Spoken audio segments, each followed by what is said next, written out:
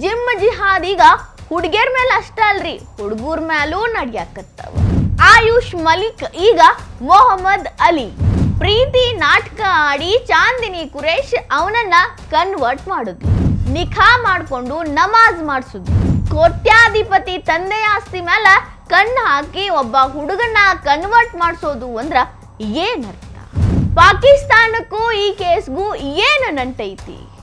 ಒಬ್ಬನೇ ಒಬ್ಬ ಮಗ ಇದ್ದ, ಅವನನ್ನು ಕನ್ವರ್ಟ್ ಮಾಡಿಸಿದ್ರು ಅಂತ ತಂದೆ ಗೋಳಾಡಾಕತ್ತಾರೆ. ಈ ಲವ್ ಜಿಹಾದ್ ಜಾಲ ಅದು ಎಷ್ಟು ದೊಡ್ಡದಾಗಿ ಹಬ್ಬೈತಿ ನೋಡಿ.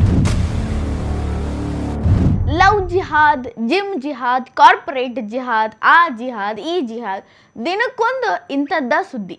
ಅಲ್ಲಿ ಅವರು ಟ್ರ್ಯಾಪ್ ಮಾಡಿದ್ರು, ಇಲ್ಲಿ ಇವ್ರನ್ನ ಕನ್ವರ್ಟ್ ಮಾಡಿದ್ರು, ಮೋಸ ಮಾಡಿದ್ರು, ಇದ ಸುದ್ದಿ.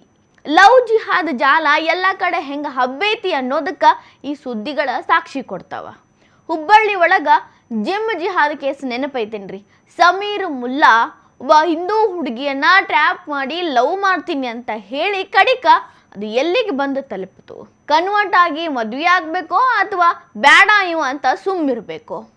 ಒಟ್ನಾಗ ಮುಸ್ಲಿಂ ಹುಡುಗನ ಟ್ರ್ಯಾಪ್ ಒಳಗ ಹಿಂದೂ ಹುಡುಗಿ ಬಿದ್ದಿದ್ಲು. ಬರೀ ಎಲ್ಲಾ ಸುದ್ದಿಗಳು ಹಿಂದೂ ಹುಡುಗಿರನ್ನೇ ಟಾರ್ಗೆಟ್ ಮಾಡಿ ಮುಸ್ಲಿಂ ಹುಡುಗರು ಕನ್ವರ್ಟ್ ಮಾಡಾಕತ್ತಾರು ಅನ್ನೋ ಲೆವೆಲ್ ಒಳಗ ಅದಾವ.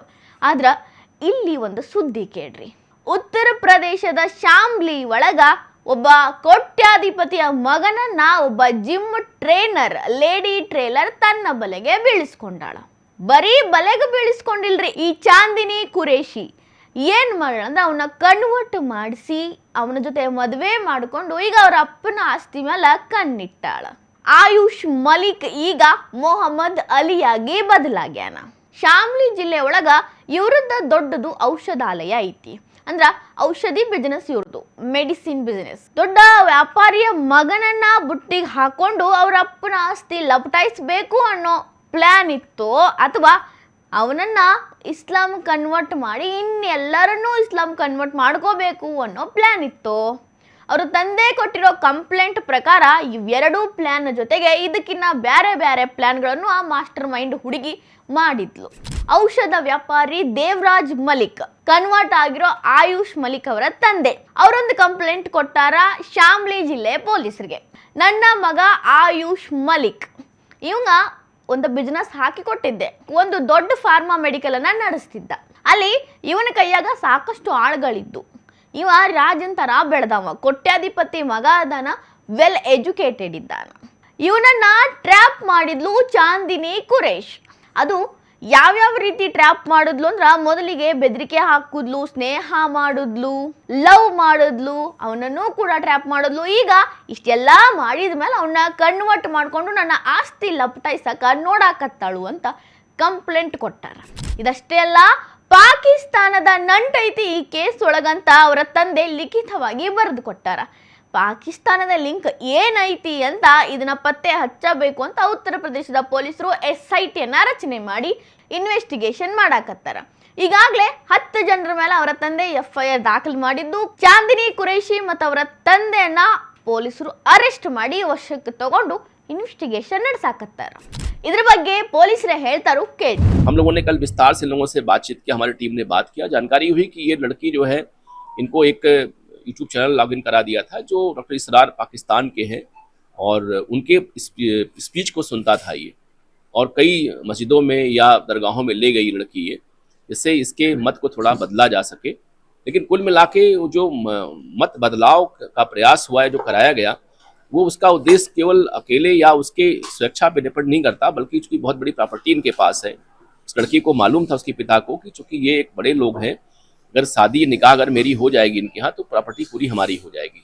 इसी बिना को लेकर के लोगों ने कारित की है। ಪೊಲೀಸರು ಹೇಳೋ ರೀತಿ ಆಯುಷ್ ಮಲಿಕ್ ಮೆಡಿಕಲ್ ಏನಿತ್ತಲ್ಲ, ಅಲ್ಲಿ ಈ ಚಾಂದಿನಿ ಕುರೇಶ್ ಅವರ ಅಣ್ಣ ಕೆಲಸಕ್ಕೆ ಬರ್ತಿದ್ದವನ ಕಣ್ಣಿಗೆ ಆಯುಷ್ ಮಲಿಕ್ನ ಆಸ್ತಿ ಚುಚ್ಚಿತ್ತು. ಹೆಂಗರೆ ಮಾಡಿ ಆಸ್ತಿ ಲಪಟಾಯಿಸ್ಬೇಕು ಅನ್ನೋದು ಅವನ ತಲೆಯಾಗ ಅವತ್ತ ಹೊಕ್ಕಿತ್ತನ್ನಿಸ್ತೈತಿ. ಅವನೇ ಇದ ಕಿಂಗ್ ಅಪ್ಪಿನ್ನ.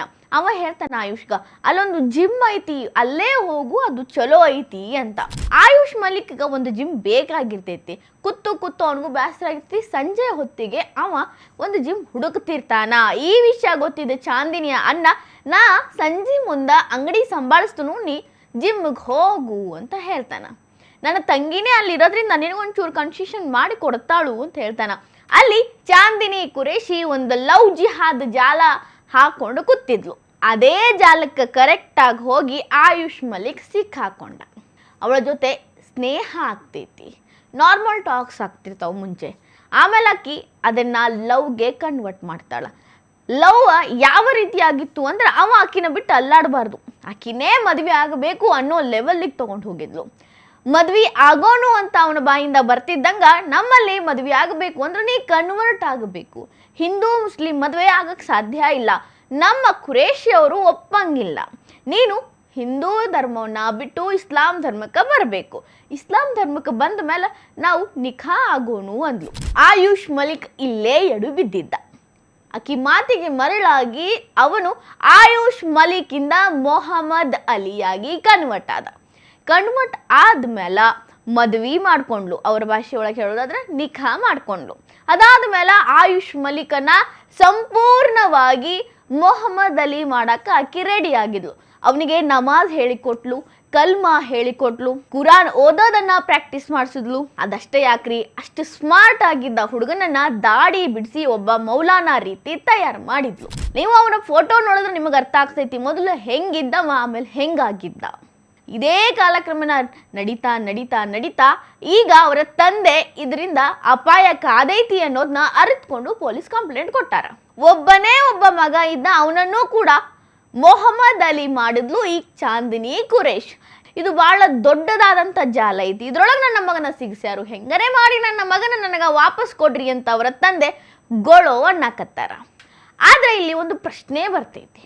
ಅಣ್ಣನ ಮುಂದಿಟ್ಕೊಂಡು ಚಾಂದಿನಿ ಕುರೇಶ್ ಅಥವಾ ಚಾಂದಿನಿ ಕುರೇಶನ್ನ ಮುಂದಿಟ್ಕೊಂಡು ಅವ್ರ ಅಣ್ಣ ಒಟ್ನಾಗ ಆಯುಷ್ ಮಲಿಕನ ಕನ್ವರ್ಟ್ ಮಾಡೋದ್ರಾಗ ಯಶಸ್ವಿ ಆದ್ರು.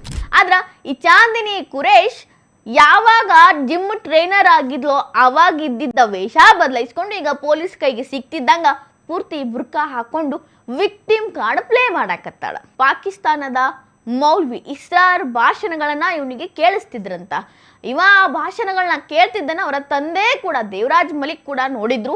ಸಾಕಷ್ಟು ಸಲ ಪ್ರಶ್ನೆ ಕೂಡ ಮಾಡಿದ್ರು ಕೂಡ ಸುಮ್ಮನೆ ನೋಡ್ತೀನಿ ಅಂತ ಮಾತು ಬರ್ಸಿದ್ದ.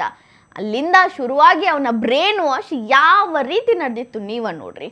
ಬರೀ ಈ ರೀತಿಯ ಭಾಷಣಗಳನ್ನ ಕೇಳಿಸೋದು, ಅದರ ಜೊತೆಗೆ ಆ ಚಾಂದಿನಿ ಮಲಿಕ್ ಅವರ ತಂದೆ ಅವರ ಅಣ್ಣ ಎಲ್ಲರೂ ಕೂಡ ಇಸ್ಲಾಂ ಬಗ್ಗೆ ದೊಡ್ಡ ದೊಡ್ಡ ಮಾತು ಮಾತಾಡೋದು, ಹಿಂದೂ ಧರ್ಮವನ್ನ ಕೀಳಾಗಿ ತೋರಿಸೋದು ಅವನ ಕಣ್ಣಾಗ.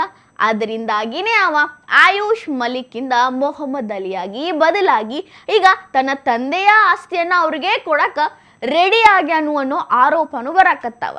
ಈ ಲವ್ ಜಿಹಾದ್ ಜಾಲ ಬರೀ ಹುಡುಗಿರ ಮೇಲೆ ಅಷ್ಟ ಬೀಳತ್ತಿಲ್ರಿ, ಹಿಂದೂ ಹುಡುಗರನ್ನು ಕೂಡ ಅವರು ಟಾರ್ಗೆಟ್ ಮಾಡ್ಯಾರ. ಅವರ ಏಮ್ ಇರೋದು ಬರೀ ಕನ್ವರ್ಟ್ ಮಾಡೋದು. ಇದರಿಂದ ಪಾಕಿಸ್ತಾನದ ನಂಟು ಏನೈತಿ ಅನ್ನೋದ್ರ ಬಗ್ಗೆ ಈಗ ಶಾಮ್ಲಿ ಜಿಲ್ಲೆಯ ಪೊಲೀಸರು SIT ಮೂಲಕ ಕಂಡು ಹಿಡಿಬೇಕಾಗೈತಿ. ಆದ್ರ ಈ ಜಾಲ ಎಷ್ಟು ಡೇಂಜರಸ್ ಐತಿ ಅನ್ನೋದನ್ನ ಇದ್ರ ಮೇಲೆ ನೀವು ತಿಳ್ಕೋಬಹುದು.